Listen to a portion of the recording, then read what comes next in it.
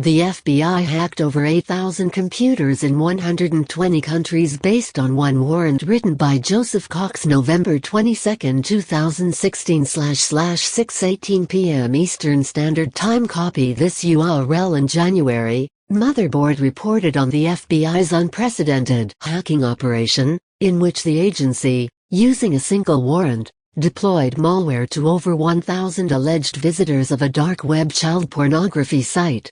Now, it has emerged that the campaign was actually an order of magnitude larger. In all, the FBI obtained over 8,000 IP addresses, and hacked computers in 120 different countries, according to a transcript from a recent evidentiary hearing in a related case. The figures illustrate the largest ever-known law enforcement hacking campaign to date, and starkly demonstrate what the future of policing crime on the dark web may look like. This news comes as the U.S. is preparing to usher in changes that would allow magistrate judges to authorize the mass hacking of computers, wherever in the world they may be located. We have never, in our nation's history as far as I can tell, seen a warrant so utterly sweeping, Federal Public Defender Colin Haymans said in a hearing at the end of October, according to the transcript. Haymans is representing several defendants in affected cases. Those cases revolve around the FBI's investigation into dark web child pornography site Playpen. In February 2015, the FBI seized the site, but instead of shutting it down, the agency ran Playpen from a government server for 13 days. However, even though they had administrative control of the site, investigators were unable to see the real IP address of Playpen's visitors, because users typically connected to it through the Tor network. In order to circumvent that anonymity, the FBI deployed what it calls a network investigative technique (NIT), or a piece of malware. That malware, which included a Tor browser exploit, broke into the computer of anyone who visited certain child pornography threads on Playpen. It then sent the suspect's real IP address back to the FBI. According to court filings, the FBI obtained over 1,000 IP addresses of alleged US-based users. Over the past year, Motherboard has also found that the FBI hacked computers in Australia, Austria, Chile, Colombia, Denmark, Greece, and likely the UK, Turkey, and Norway too. But, those are only a tiny handful of countries in which the FBI was hacking computers. According to the newly published transcript, the FBI hacked computers in at least 120 countries. The fact that a single magistrate judge could authorize the FBI to hack 8,000 people in 120 countries is truly terrifying, Christopher Soghoian, principal technologist at the American Civil Liberties Union (ACLU), told Motherboard in a phone call. Soghoian has testified for the defense in Playpen cases. Bizarrely, the FBI also hacked what has been described as a satellite provider, according to the transcript. So now we are into outer space as well, Haymans said in the hearing. Image: United States District Court, Western District of Washington at Tacoma. The Department of Justice has had an intense battle on its hands over the past few months, especially around the validity of the warrant used for this hacking operation. According to a filing from the Department of Justice, 14 court decisions have found that the warrant was not properly issued pursuant to Rule 41 of the Federal Rules of Criminal Procedure, which governs how search warrants can be authorized.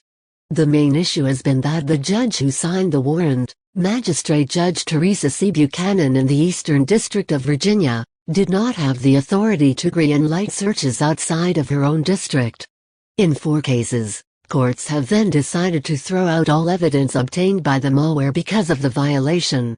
But, changes to Rule 41 will likely come into effect on December 1, meaning that magistrate judges will be allowed to authorize warrants just like the one used in the Playpen investigation. The changes give rank-and-file law enforcement officers way too much discretion to conduct hacking techniques within and outside the United States. Ahmed Ghapoor, visiting assistant professor at UC Hastings College of Law, and author of the paper Searching Places Unknown, Law Enforcement Jurisdiction on the Dark Web, told Motherboard in a phone call.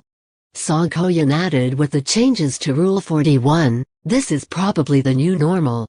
We should expect to see future operations of this scale conducted not just by the FBI, but by other federal, state and local law enforcement agencies, and we should expect to see foreign law enforcement agencies hacking individuals in the United States, too, he added.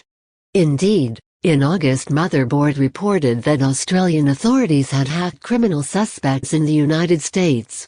It is unclear whether a warrant was obtained.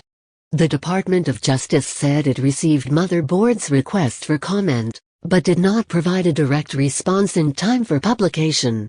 However, the DOI published a blog post on Monday further justifying the Rule 41 changes. We believe technology should not create a lawless zone merely because a procedural rule has not kept up with the times, Assistant Attorney General Leslie R. Caldwell of the Criminal Division wrote. The FBI declined to comment.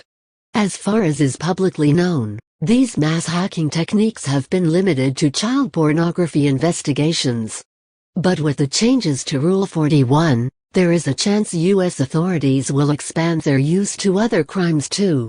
That's the real question. Are they going to use watering hole attacks? Are they going to use network investigative techniques to pursue, for example, visitors of the Silk Road, or visitors of a drug marketplace, or other types of illicit services? Gapur said.